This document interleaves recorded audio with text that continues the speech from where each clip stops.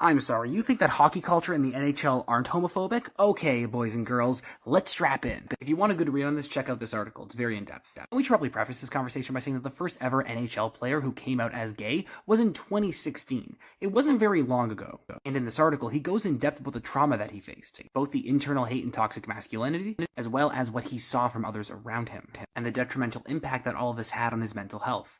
Oh, and by the way, the first psychology paper that came out to talk about the rampant homophobia in sports came out in 1986. Or how about the time that an NHL player on live TV called somebody a homophobic slur? Or the former NHL player who sued his team and coach for sexual assault, part of which included anti-gay slurs. And hey, we're not even getting into the rest of the regular sexual assault issues when it comes to Hockey Canada, let alone the homophobia.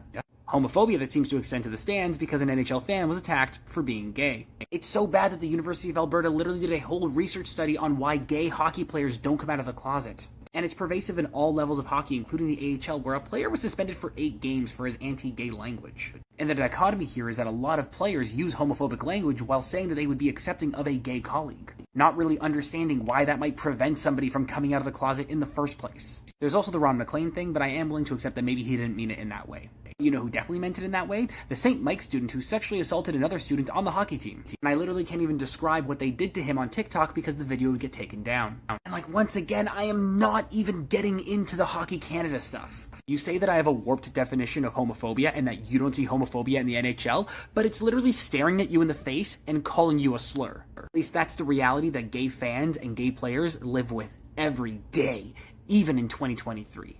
Hockey is Canada's sport, and gay marriage has been legal in Canada for 2 decades, but people like you are really holding back the sport from truly letting all Canadians appreciate it properly.